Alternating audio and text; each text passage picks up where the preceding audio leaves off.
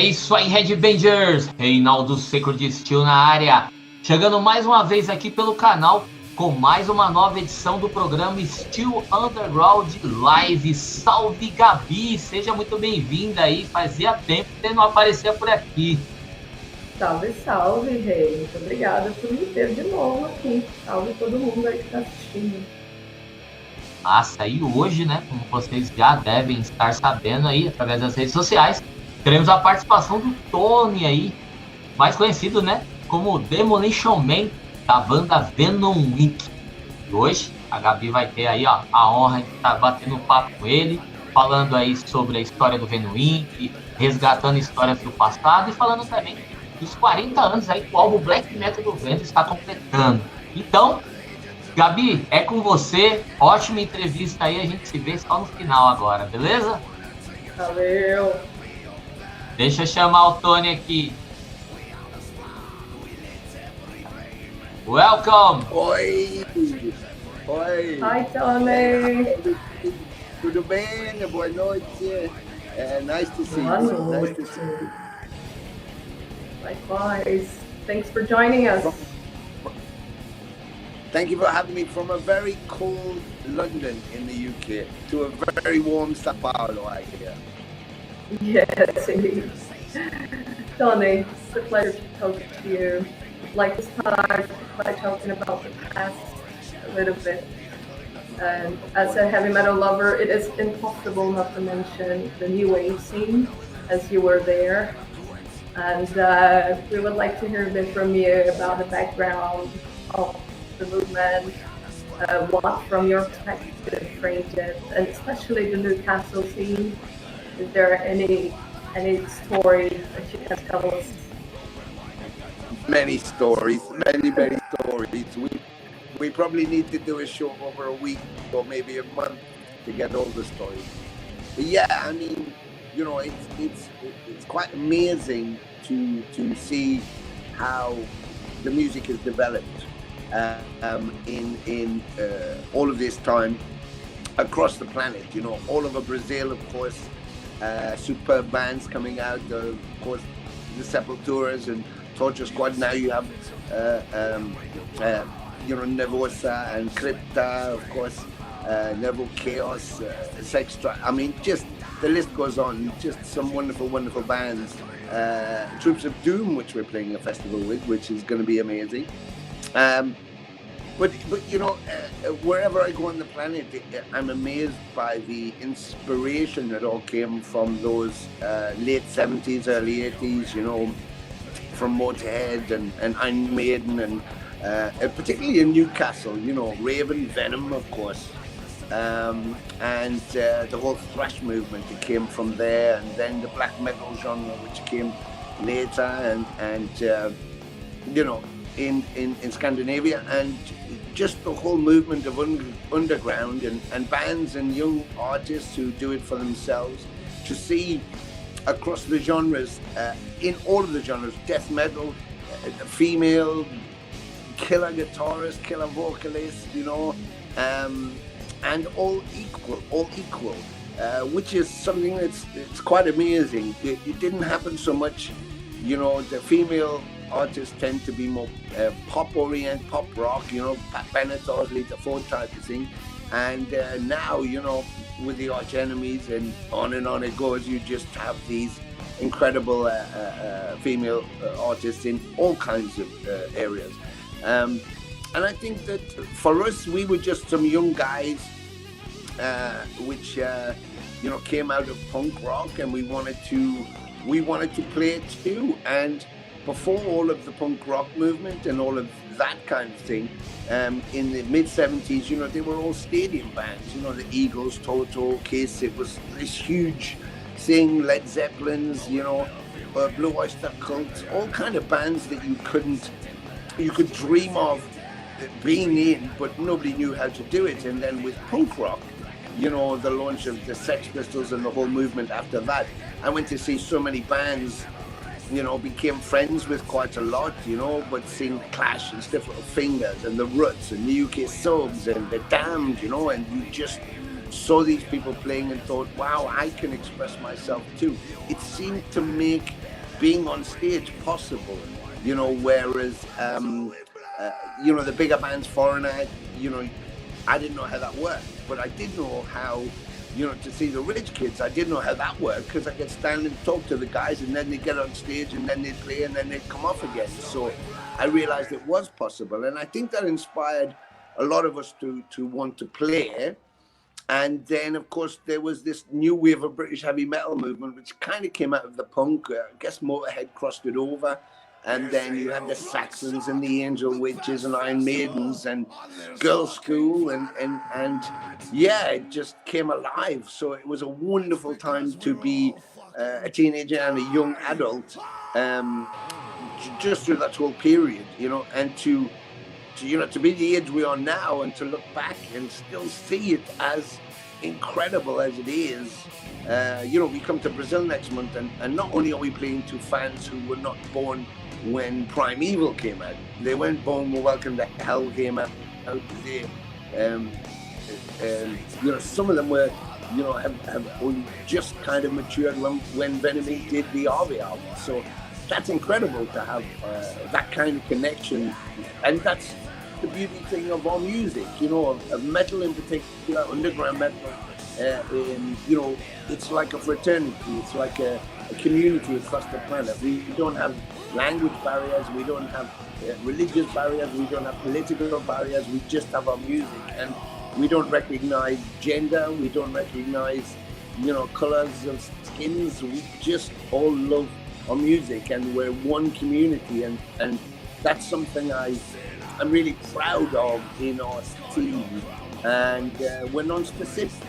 If you love Machine Head, that's great, and someone else loves Napalm Death, that's great too, and someone like Sabaton, that's cool too. And if you're tall, short, fat, single, married, young, old, female, male, non-gender, black, white, yellow, it doesn't make any difference. We don't see that. We just all love the music, and that's the beauty of what we do. And that all came from just people wanting to play music to their friends in pubs and clubs, and to see where it came is quite spectacular, I think. Amazing. And what was your relation with Venom back then? I mean, early 80s, the Atomkraft relation with Venom was it?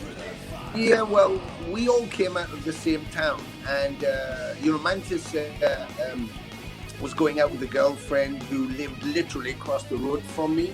So I saw him a lot going to the house, and he also worked at his uncle's garage, which I used to pass. So he was a petrol pump attendant, and Abaddon would be always out drinking. It's kind of his thing in the town. So I would always take him out and about at clubs and shows. And Conrad worked at a local record label. Well, a recording studio. It wasn't quite the label initially, which became Neat Records. And I'd gone in there in about 78, in the end of 78. I went into the studio with some friends of mine because we were thinking of doing a punk demo. And we went to the office, and they said, yeah, you go up to the studio, we have a technician, he can show you around and talk to you about things. And I went in and saw this very young, slender, good-looking guy with long hair, and he was very pleasant, and he told us everything about the studio, and it was Kronos. He became Kronos.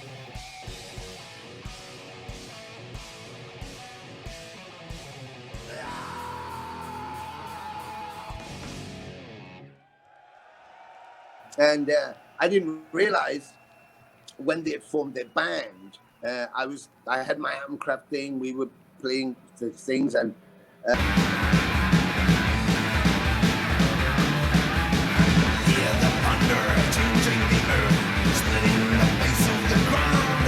and then it was a girlfriend. I had a girlfriend, and we went to stay at her friend's house. And her friend said, yeah, because I'm with this new guy and he's in a band. And I said, oh, he's in a band? Yeah, what kind of music? She said, oh, it's heavy metal, I think. I was okay. She went, they'd just done a photo session. And of course, back then we didn't have, you know, camera phones and we, you know, and internet. So he brought her some kind of photocopy pictures of some photos, and she said, yeah, I've got some of their photos, and she showed me, and it was the photo session for the back cover of In League with Satan, which became the Welcome to Hell album.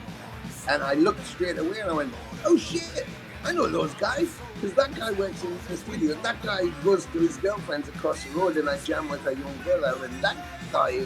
So from then on, that was it. His girl, Mantis's girlfriend, when they first did the first single, In League with Satan, he gave her a copy, and her brother came knocking on my door and holy shit, they made a record. And I just thought, wow, that's like the most impossible thing in the world. They made a record, but I know those people, and I put it on, and that was it, you know.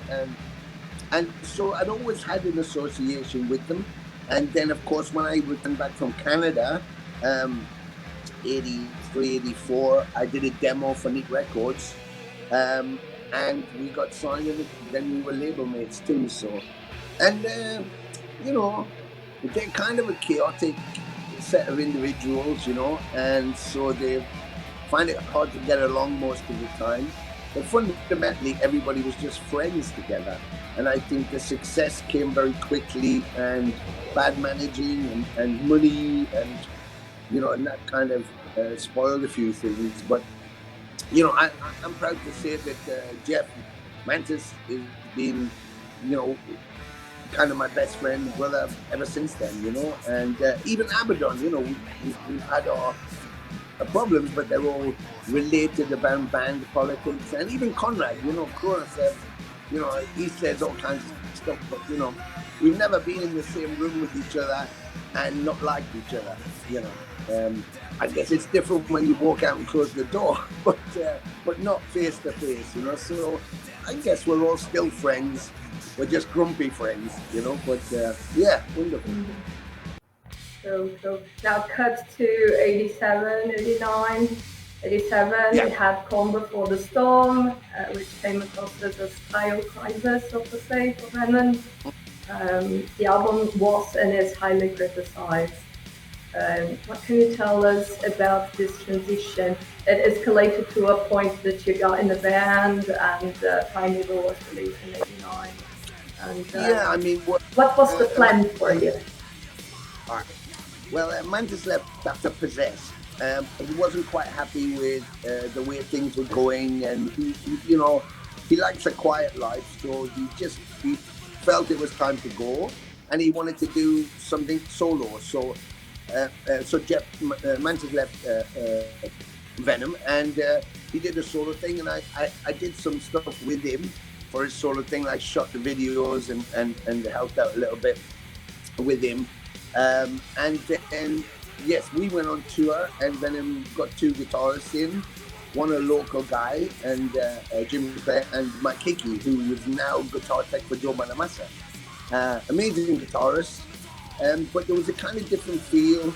But I think that Venom, I would say Calm Before the Storm is not a true Venom record, but it is a true Kronos solo record, because if you listen to his stuff after that, it feels much more in that vein. So I think the album had a bit of a difficult time, but not because it wasn't particularly good. It just was slightly different, you know? And I think Conrad obviously realized that, Kronos realized that, and at the end of Calm Before the Storm, he thought maybe we should take this and actually do it as a solo thing. So he kind of left, he went to America, which left Abaddon, and then we did a tour with Atomkraft. We went behind the Iron Curtain, and we went with Nasty Savage and Zuma. And Abaddon was the tour manager. And on the final night of the tour, because people kept seeing Abaddon on the tour as our tour manager, they kept saying, oh my God, Venom's never played with Poland. And so on the final night, Abaddon came to me and said, Tony, if we play Welcome to Hell tonight and I'll play the drums, would you sing it? And I said, yeah, fuck, of course I would, yeah. So I spoke to Wolf Spider, who was the biggest metal act, Polish metal act on the bill. I said, you guys know Welcome to Hell? They were like, oh, yeah, of course we do this song. Okay, tonight we play it with Abaddon for the audience. So we did it. and the place went crazy, and it was great fun. And I did the guitar and sang. And then when we came back from the tour, my band, some of the members wanted to kind of do something else, and it kind of was falling apart. And I thought, I'm going to have a rest now. It's like, I've been fighting this for so long, and I kind of a bit tired of it all. So I was going to take some time out. And at the same time, I got a phone call from Venom's management, which was at an Abaddon. And they called me down to a local club. We had some beers, and they said, this is what's happened. This is left. He's gone to America, and we want to make a new album. So we need a replacement. And we chatted, and I was trying to think of who they could get. And at the end of the conversation, they said, well, we can only think of one person who knows us really well, appreciates the music, can play the bass, can sing all the songs, and is our friend. And I was like, who's that? And they went, you. And I was like, oh, me. Oh, okay. So I said, yeah, fuck it, why not? I'm going to be playing those great songs with my friends, and we write a new album. Sounds good. But the problem was we didn't have Mantis. And I said, well, we have to have Mantis, because I can't do it if Mantis is not there. Because for me, as a fan as well, I could see Venom maybe working with an Abaddon and Kronos, or a Mantis and Abaddon, or a Kronos and Mantis, but just one of them, just Abaddon. I was thinking, I don't know how that's going to be Venom, really.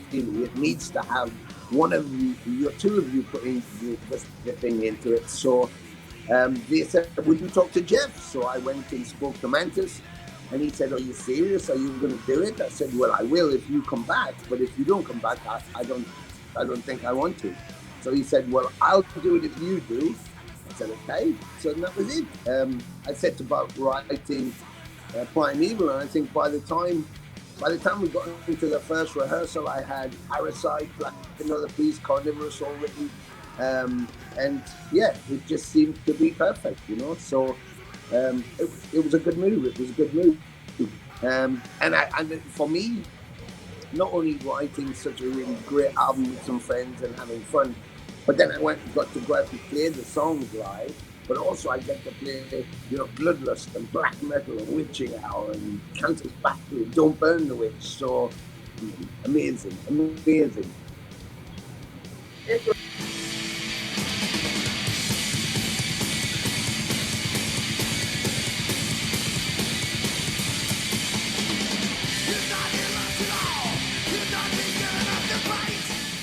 It was a great move indeed. So you made 3 albums together, yeah? Yeah.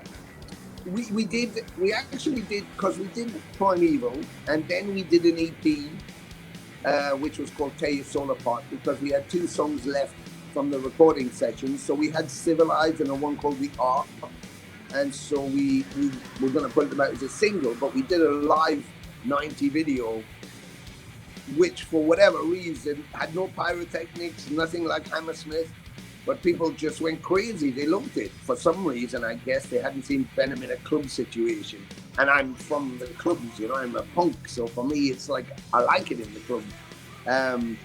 So we did that. And from that, they decided we should take some live tracks. So we took Hellbent for Leather and Bursting Out, which was one of the original Venom singles, which I love. And we put those on with the 2 extra tracks. So we made an EP. And then we had the video. And then we went in to make another album, Temples of Ice. And then after that, we did a thing for Russia, because we were playing a show in Russia, a big thing outside the Winter Palace, and they wanted their own release from us. So we had 2 songs left from between Temples of Ice and Pire of Evil, a song called Flatline and a song called Fragile Life. So we thought, well, why don't we record some old Venom songs, Welcome to Hell, Bloodlust, and we did a whole bunch, Die Hard, and then we put these 2 songs as a bonus, specifically for Russia. And then, then we put them out, and then we did The Wastelands, which was the last album we did. But I think by that point, there's varying stories of what happened, and, but basically what happened was when it got to 1992 and we done the Wasteland, there was a huge movement of grunge from America, you know, Pearl Jam, Nirvana, and in England there was a huge thing about Britpop. So it was like Oasis and Blur and indie music, and just it was very difficult for record labels to sustain themselves when they were just heavy metal. So they were all becoming a bit more diverse, and so were the audiences. The younger audiences were not getting into metal; they were all into this kind of alternative music.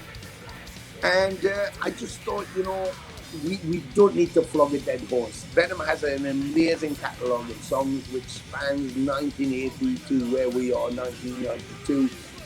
Why destroy that? Let's just leave that there and see what the future brings. So we didn't discuss it particularly. We didn't break up over a fight, or we didn't do it. We just naturally let it stop itself. And fortuitously, Kronos returned. The solo thing didn't work out in America. He came back and they had a reunion show at Dynamo, and they did Cast in Stone, and there is the story. It all kind of went from there. So yeah, that was my time in there. And I did last year. I spent 20 years fighting for the rights back to all those albums, because there'd been a lot of politics, and so once I got the rights back, last year I managed to do in lockdown. This is a Demolition year box set, which I did, which has all of the works that we did. It's in vinyl, cassette, and thing, and I put a booklet together with cool pictures and reviews and stories from the time. So, you know, for me, that was my contribution to Venom. You know, and I think. For some fans initially, they didn't like it, and some fans got the wrong idea of me and being there. But you know, for me, I always said in early interviews when they said, well, you know, you stepped into someone else's boots, how did that feel? I said, I'd never step into anybody else's shoes. I have my own boots. I wear my own boots. I am me. And I said, but my choice was, did I want a world of music without a Venom? Or did I want a world of music with a Venom? And I think I'd rather have a with the Venom. And if I'm the one who has to, you know, carry the flag forward, then so be it. And here we are today. By doing that, we have Venom and Venom Inc. So Kronos is out doing his thing wonderfully and making albums, and we have Venom Inc. doing the same thing. How brilliant is that? You know, more Venom. That you thought you'd get. So I think it's brilliant. Double trouble, yeah. Definitely double trouble. You know, it's Thanks for doing that. Well, it's like a box of chocolates, I say. You know, when you could have one, or you could have as many as you like. So, you know, why don't you end up eating the whole box? So that's the way I look at it. You know, why have one when you can have more?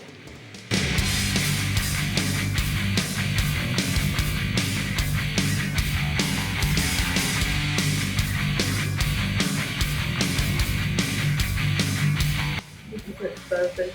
So in 2015 you reunited, and what was the kickstart to Venom Inc? What made you really want to do it? Well, myself and Jeff, probably about 10 years ago now, myself and Jeff were doing Empire of Evil. And initially we were going to do it with Anton, who was the brother of Kronos, who played on the Resurrection album. And he left Venom, and I was working in theatre and as a technician. And Mantis was recording some music. He'd done some more solo stuff under Mantis and Drill. And he needed a drummer for a show, and Anton filled in. They did a version of black metal where Mantis sung it, and then they thought, fans started asking, hey, if you two guys are together, what it would be like if you got Dolan back? And so Mantis called me and said, would you be into doing something? And I said, okay, sure, why not? And so we started a journey with Empire of Evil. And we were doing well. We had our releases. We had a few albums out. We toured the world. It was going really well. And then I played I got an offer to play a show in Newcastle, my hometown, playing a retro festival where I would play. They asked me to play the whole of my first Atomkraft album, Future Warriors, and I'd never done it before, like the whole album from start to finish. So I got a couple of musicians. I got Paul Caffrey from Gamma Bomb, Thrasher's Gamma Bomb, Craig Meyer, who's now with Thrasher's Artillery out of Denmark, and we played the whole album to a live audience. And I got Mantis. I invited Mantis on stage to play the last two songs. And there was a promoter in the audience from a festival in Germany called Keep It True, which holds about 2,000 people or so. And he contacted me after the show and said, oh, it was so cool to hear Future Warriors live. I never thought I'd hear that live, and it was a really cool show. And I saw you got Mantis on stage. Were you aware that Abaddon was in the audience? And I said, no, I didn't realize. I did, but I said, no, I didn't.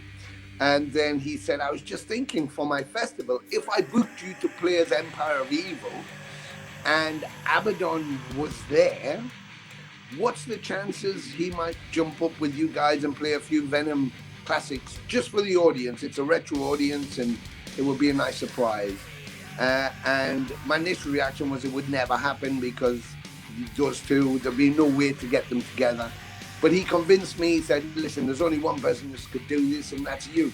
So please try and make it happen. So I spoke to Abaddon. He said yes straight away. I spoke to Mantis, who said no straight away. So I had to do a little bit of work, and then eventually they spoke, and that's what we did. So we played that festival. Now the idea was to play it, and then 5 songs, and then just go home, and that was it. Just one night, just a bit of special for the fans. But it didn't work out that way because immediately people knew I managed the band and I was contactable. So almost straight away, my phone was ringing off the hook, emails, and people just wanted to go, my God, you have to play more shows, you, Abaddon and Mantis. And within a month or two, we were in China, and then Japan, and then Taiwan, and then South America, and then North America, and Europe. And we didn't stop touring for, nearly 2 years. We were just going. And then, I thought it would be over by then. We would just play some shows for some fans, and that would be it. But it didn't work out that way. And eventually it was getting a bit too much for me to manage and to be the bass vocalist. So I asked a friend, John Suzula, who used to be Megaforce Records, and he found Metallica and managed Anthrax and everything. And so I had Anthrax on Megaforce, and so I asked him if he would help me. He was retired, but he came out of retirement to give me a hand, him and Chuck Billy from Testament. And we had an amazing year, but it led to them saying, well, you have to make a record. And it was like, well, I don't know if I want to get into all the politics of the record, because then it's money and arguments and fighting, and that's always the end for Venom, as soon as money appears. So I thought the way we're doing it is nice. We go play shows, we split the fee, we all go home. It's all clean and easy.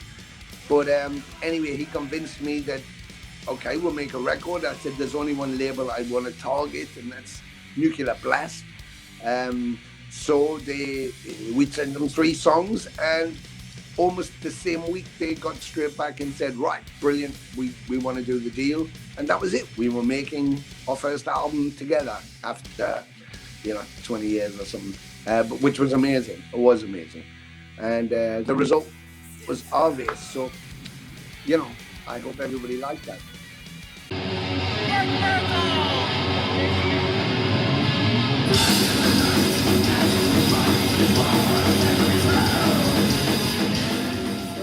For sure. So about your shows in here, Black Metal is turning 40 this year. And of course it's worth celebrating. It's some sort of big bang to the extreme metal community. And we heard that you're going to be playing it in its entirety at the Kippitur Festival in Germany. Can we expect something like that in here? Well,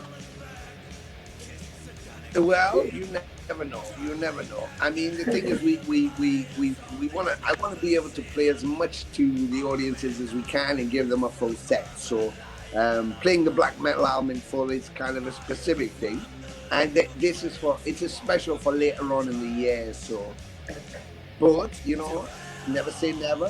We could always come back and do something even special for the black metal anniversary. But it was basically Oliver contacted me and said, "Listen, I might have this idea," and then he left me a week, and then he contacted and said, "Do you fancy coming and doing this for the black metal album? Nobody else is doing it."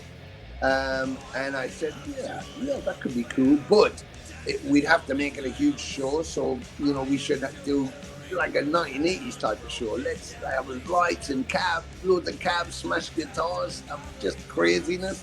If we do it that way, then it'll be a brilliant experience for everybody.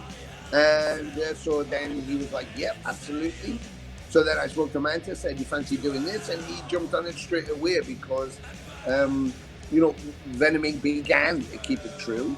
But Venom, hit the mark with black metal albums. So in a way, it's kind of nice to go back and do it there because it's quite significant. And I think, and it's an album that, the black metal is an album that obviously spawned the genre name later, but had such an influence on the underground extreme scene, and still today is a classic. So I think that Mantis wanted to do something to celebrate it, which is why I said that's a great idea, but let's do it like this. So yeah, we're going to do it there in October. The new album will be out by then, but this is a special show. We'll do the original singles. So all of the singles, the Acid Queen and Die Hard and Bloodlust, they'll all come out, and we'll flip them and do the B-sides as well as doing, black metal. I once went with Mantis and a journalist friend, Joe MacGyver, who actually has written many books on Slayer and Megadeth, Metallica and stuff. But he contacted and said, "Oh, do you fancy coming to see Slayer?" They were in town and they were doing the God Hates Us All album. And I went down to the show. We went down, we met him, and we went and watched the show. And I'm a huge Slayer fan. But they did half of God Hates Us All, and then in the middle of the set, they did the whole of Rain and Blood, and then went back to finish off God Hates Us All. And Dave Lombardo played through the whole thing without, losing a beat, and it blew my mind. And so I thought that's how we should do this, something spectacular like that, where we play some singles and then we just rip through black metal, the whole album, and then play some more singles. So, you get a real experience. We're not sure quite how it's going to work out at the minute, but we're definitely going to put that in. But yeah, quite looking forward to that. Yeah, that's but there will be songs from it appearing in Brazil, of course. There has to be, so. Of course. Is there anything else planned as a celebration of Black Metal's anniversary? Well, stay tuned. We've got some things up our sleeve. I don't want to give the game away. I know it's kind of like you want to promote, but for me, just like the new album too, it's like I kind of, I'm a bit old school. What used to happen in the old days with your favorite band was, or with a band we like, was that they would, you knew they were recording it, but you didn't have an idea, so you'd have to try and imagine it.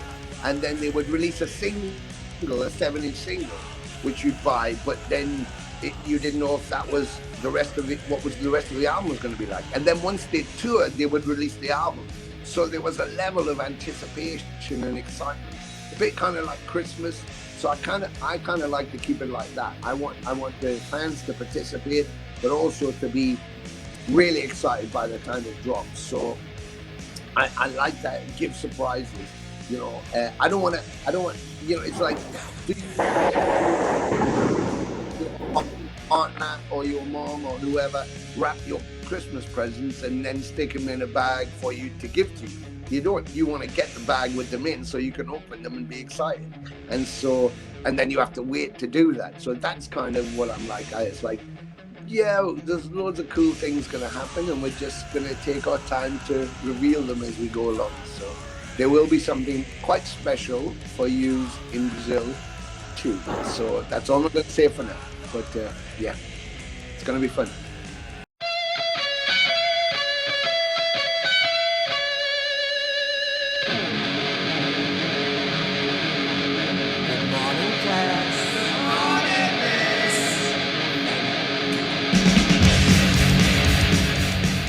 now, talking about the new album, what can you tell us about?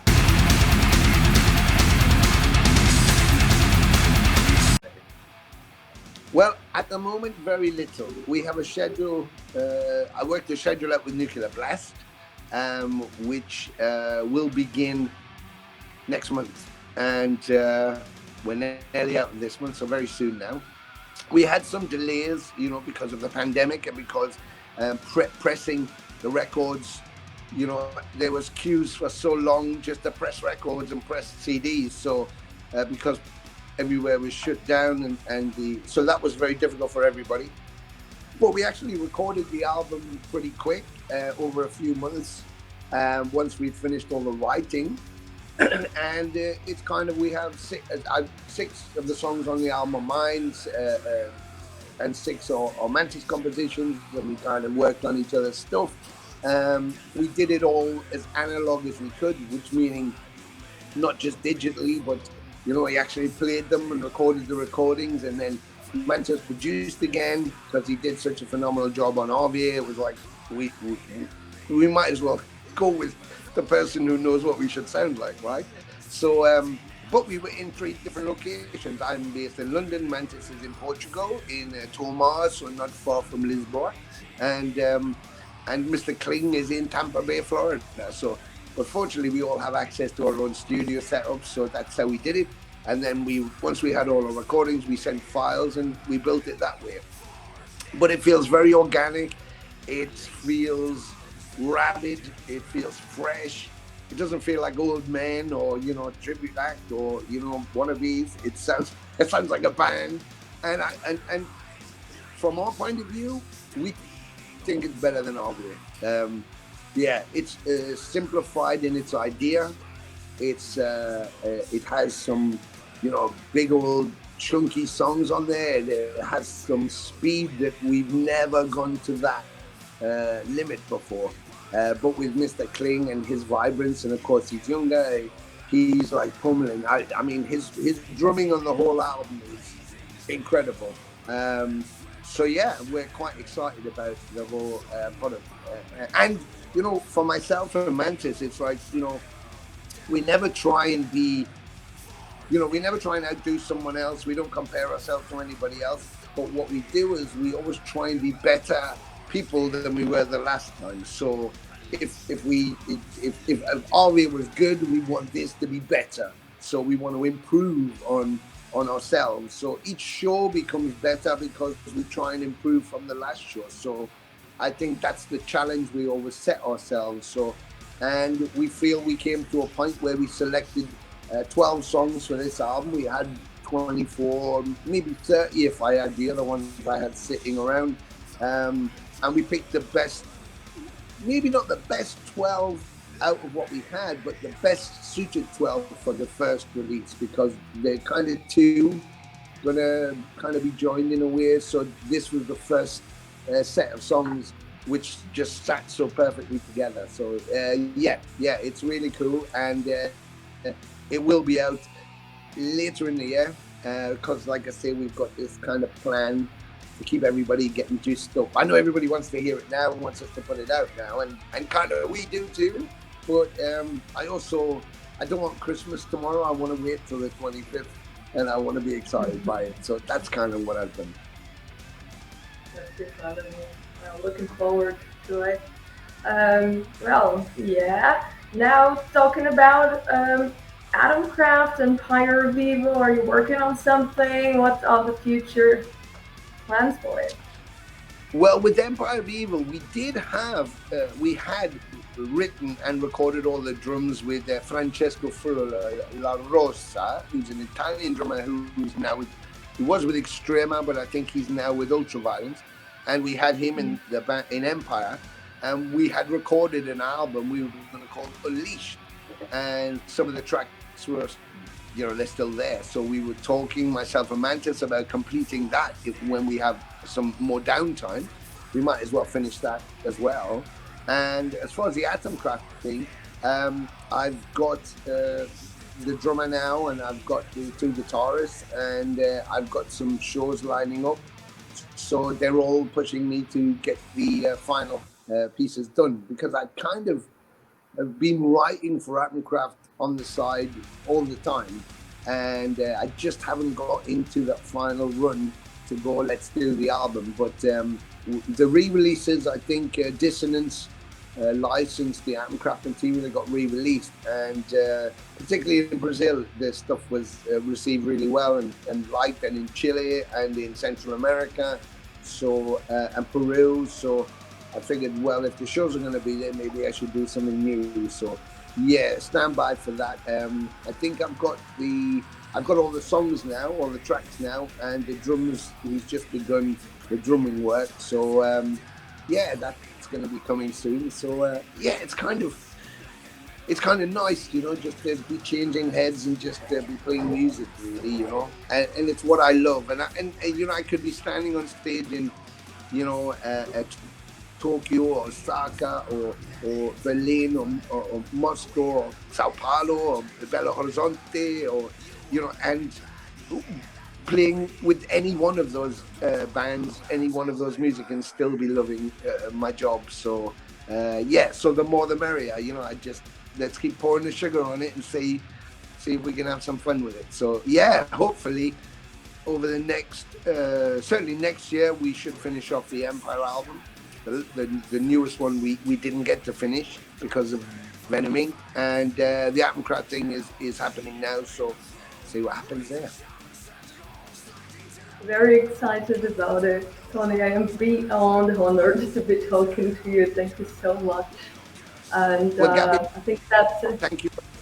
Thank you very much for inviting me. This has been amazing, and I'm really thankful, and it's been really great to talk to you. So, you know, I hope you stay safe. You have a nice, easy journey until next month, and then I shall see you at the shows.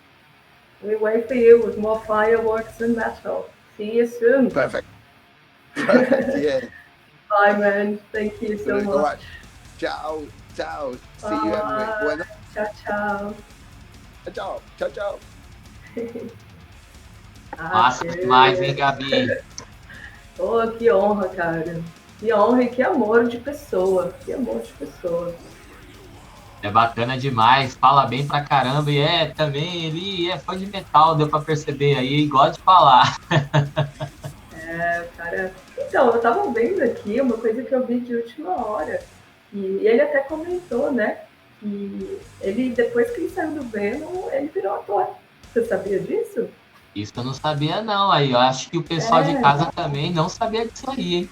Pois é, ele comenta que morou no México um tempo, né? Quando a gente fala de América Latina. E eu abri o perfil dele no Metal Archives aqui e eu vi vários filmes que ele fez. E eu fiquei curiosíssima. Eu vou dar uma olhada depois, a gente conversa mais. Ele mostrou aí o box, né?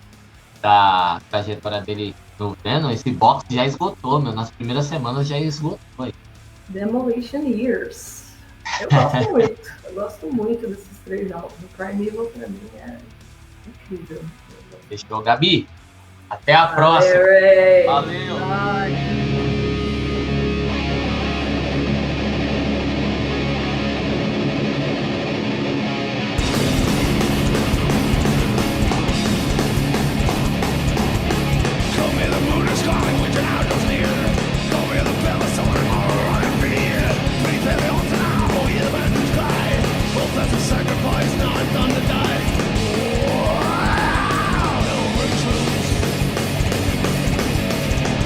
Oh!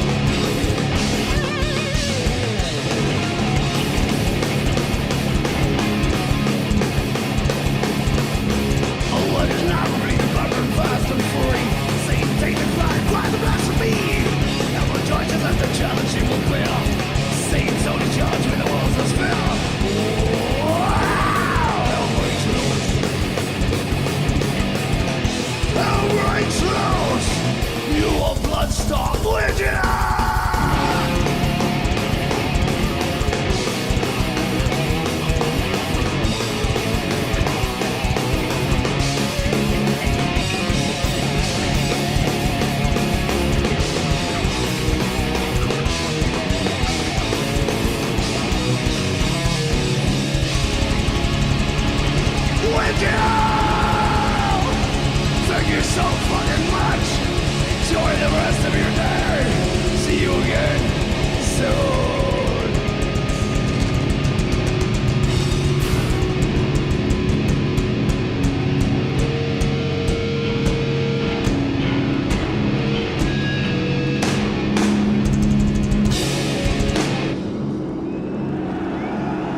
Thank you so much, Bloodstock.